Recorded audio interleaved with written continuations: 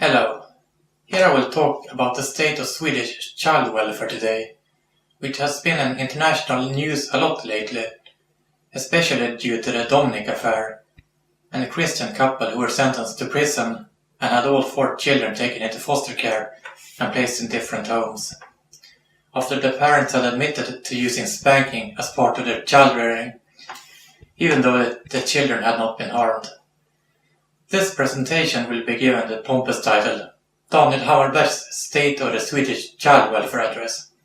Though I guess I should maybe pronounce my name like an English speaker too. Daniel Hammarberg's State of the Swedish Child Welfare Address. Before we begin, I'd like you to know that I've had the personal misfortune of being in contact with the Swedish social services.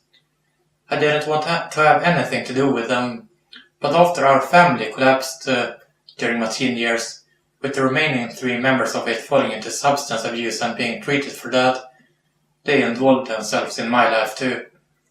For all of my childhood, I had considered myself just normal, and I'd managed just perfectly on my own. Not to brag, but I consider myself a more upstanding person than most people, since I was a straight edge. Have never used any drugs, have never been intoxicated from anything, never used tobacco or had any such vices. Funny that in spite of yet when the social services wanted to involve themselves in my life, they decided and wrote down in their journal without my permission that I lacked social skills, that I couldn't relate to people, etc., etc. Funny that in spite of this, I had had no problems in school. I felt they were just making this stuff up. These social workers didn't take no for an answer though, but kept pestering me for 2 years or so until I moved away from the crazy town where I lived in at the time. They even wanted to put me in an institution to evaluate my supposed deficiency in social skills. And I was just trying to mind my own business and live my own life. I just wanted them to leave me alone. This intervention is the worst thing that has ever happened to me. It's made me feel like a pariah in society. Well, enough of my story. The reason I'm telling you this is to point out to you that I've got experience of my own on just how the social services here works. How they're just too happy to make stuff up to get you into care and so on. To begin with, I'd like to bring up 2 recent cases that show what a madhouse Sweden is today. One is the Domenic case. Back in June of 2009, this family consisting of a Swedish man and an Indian woman who had had a son together was moving to India. Yet just before the flight was about to take off, police officers came aboard and seized the boy, because the social authorities had decided that he belonged in state custody instead, that his parents weren't fit to keep him. They used paragraph 6 of the Swedish LVU law, which enables social workers to seize a child whenever they want without having to give a reason, though formally the care placement has to be approved by an administrative court within a week for it to legally go on. This isn't very enforced in practice though, and this paragraph is a quick and easy way for the social workers to take a child into custody that they use in a much more generous manner than the intent of the law states. In fact, there's a provision that every social welfare council has to have 1 member assigned at any given time, with the option to use this authority in case of an emergency. So all it takes is a single social worker calling the police and telling them that a child has to be taken into care, and they're forced to oblige. Well, now the time that Domenic has spent in state custody is approaching 2 years, and the parents have very limited visitation rights. Earlier they got to see their son an hour every 5 or 6 weeks, but after Domenic's father, Christer, took his son home to see his relatives during one of the occasions, he was charged with kidnapping his son. He faced possible imprisonment for as long as a year after that, though in the end the sentence became 2 months in jail, after which he was released. He's not been allowed to see his son once since then, and the authorities have filed a restraining order against Christer on his son's behalf. The social services sends parents Christer and Annie monthly updates on how much better off Domenic supposedly is with his foster family. In this case, no harm has come to the boy at all. Just what reasons they had for taking Domenic into custody is a topic in itself, but in no other country in the world will these grounds be permissible. Sources close to the Gotland social services have informed me that the main reason was that the social workers had taken an extreme disliking to the father Christer and felt he was weird and such. They apparently see him as a down-and-out loser. They appeared to have taken it upon themselves to, as they saw it, remove Domenic to a better home, even though this practice is a violation of international treaties and is something Sweden has been reprimanded for in the past by the European Court of Human Rights. There is no end in sight for this care placement, though American organizations such as the Alliance Defense Fund and the Homeschool Legal Defense Association have intervened on the family's behalf. The ADF has offered to represent the family in Swedish courts, but hasn't been allowed to do so. They have, however, filed a lawsuit with the European Court of Human Rights and questioned the decision to place and keep Domenic in care. Another case that made news recently was the Christian couple that was sentenced to prison. They had a loving relationship with their children and used spanking on 3 of these 4 children. All of them were taken into foster care, split up and placed in different homes, and their parents were sent to prison. The prosecutor had asked for a year in prison for a crime called gross violation of integrity, but the court sentenced them to 9 months each. Clearly this move is in the best interest of the children's welfare. What could be better for you than to be separated from your siblings and see your parents go to prison? I wrote about this myself on my blog.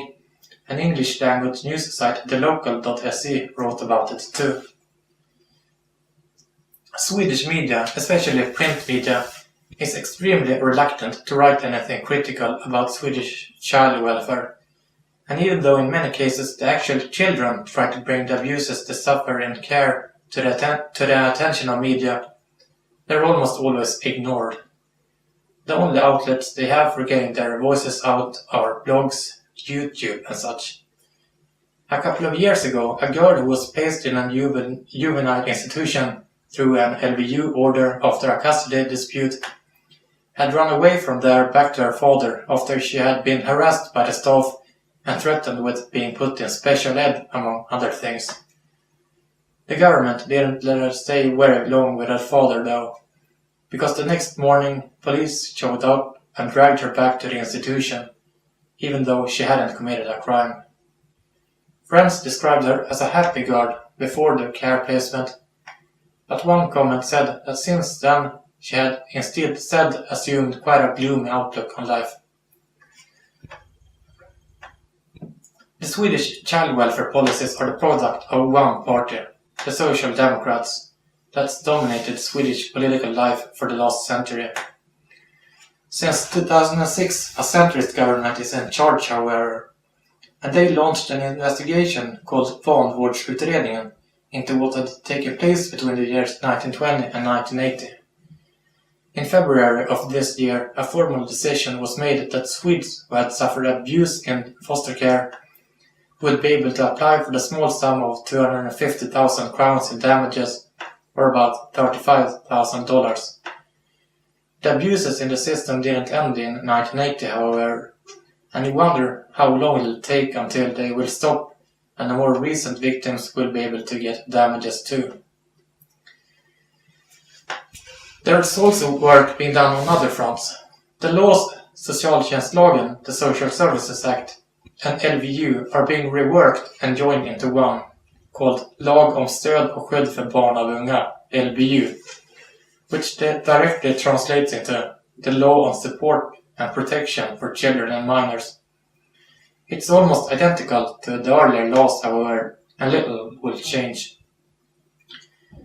The wide-reaching general clauses the social services has at its disposal for taking children into care will remain the same. Hence, you can't expect much to change in the future, but cases such as the ones mentioned will still take place.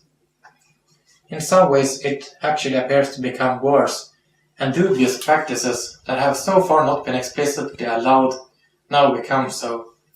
To quote, "The social services will be able to monitor a child's circumstances even when the parents oppose this, if there's warranted fear that the child isn't faring well, while at the same time there are no legal grounds for forced measures. This can apply after a finished investigation where the parents have rejected efforts. It can also apply to a situation where the parents have taken their child home from a voluntary placement in a foster home or at an institution, and at the same time refuse other measures." Some 2 years ago, I made a homemade English-speaking documentary on Sweden entitled The Socialist Utopia, where I, among other things, covered child welfare. In this particular clip, I highlighted the extensive provisions the government has for taking children into care. The document SOS FS 1997-15 on the application of the LBU law is pretty explicit in the mandate it grants the social services, and makes it clear, for example, that the government can prepare care placement of a child that has not been delivered yet, and in general take children into care for all sorts of reasons. I illustrated this with this LBU stamp in the video and quoted passages from this document. You can download this 3-hour documentary for free off file-sharing sites, perhaps by going to ptjunkie.org and typing in The Socialist Utopia and download it as a BitTorrent in either straight-up movie format or as a DVD image you can burn and play on your DVD player. Or you can watch it on YouTube by searching for The Socialist Utopia there and getting the playlist up. There are a lot of skeletons in the closet when it comes to Sweden's child welfare. But unfortunately, the matter isn't getting nearly the same coverage it should be getting. Supposed human rights organizations such as Amnesty International don't cover the abuses that go on against children in Swedish foster care, even when contacted directly about it. If some American soldier refuses to serve the duty he's legally signed up for on the other hand, then they claim that the USA is punishing conscientious objectors. Of course, you can understand their decisions when you take into account the Marxist roots of Amnesty International. Swedish child welfare and foster care has gotten some bad press now and then, though. Back in the early 80s, Sweden was being reprimanded frequently by the European Court of Human Rights, and this sparked German magazine Der Spiegel to write a 4,000-word article about it entitled Kinder-Gulag im Sozialstaat Schweden, Children's Gulag in the Swedish welfare state, where they, among other things, were surprised to find that Sweden kept over 10 times as many children per person in foster care as Germany did. This article made serious repercussions in the international press, and the Swedish government was put on the defensive after its printing. Something else that has been in the news lately has been the homeschooling situation in Sweden. Last year, a new law closed a few loopholes that enabled parents to apply for the right to homeschool their children, and this made criminals out of people who preferred to teach their children themselves. 2 well-established families that did so were sentenced to running fines for every day that their children weren't in public school, verdicts that they're now hoping to overturn. There have been attempts at organizing resistance towards the strong hand the state holds over education in Sweden. An organization called ROHUS, the Swedish Association for Home Education, was formed in 2008 to defend this right by normal, decent citizens without any particular political or religious bent.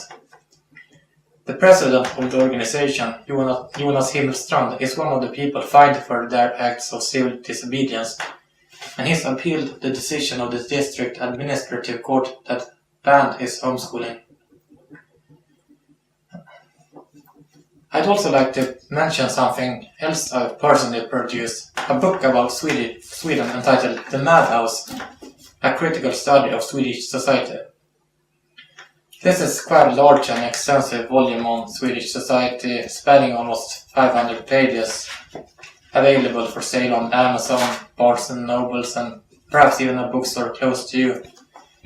It's also available in electronic format for the Kindle device, but it can also be read on your PC, your iPhone, iPad, or some other smartphone. Since this particular video isn't mainly about my book, I will here be brief about it.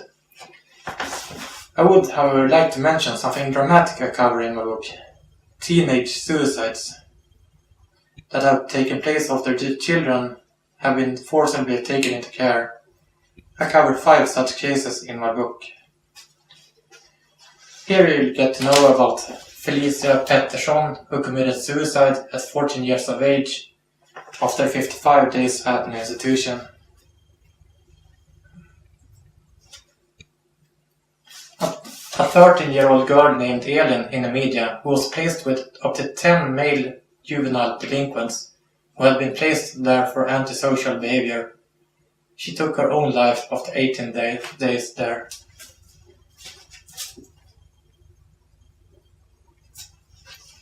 A 15-year-old girl named Sophie Lohede, who was put in an institution for dubious reasons related to a learning disorder at school.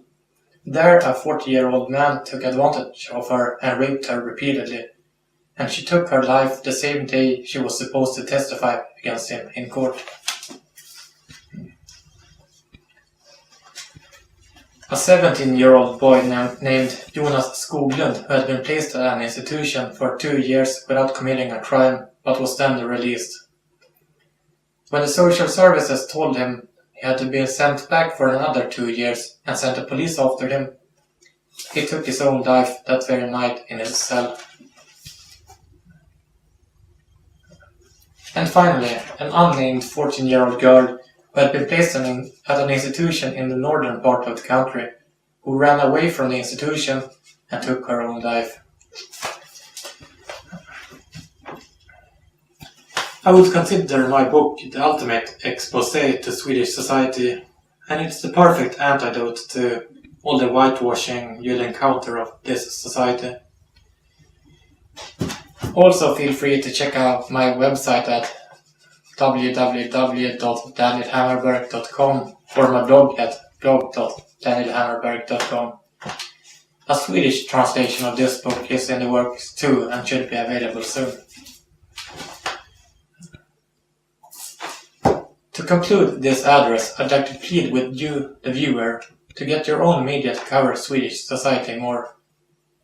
There are things going on here that shouldn't be tolerated in a Western society, and it's virtually impossible to raise a debate about it within this society, with established media that only aligns itself with a state and is unwilling to criticize it.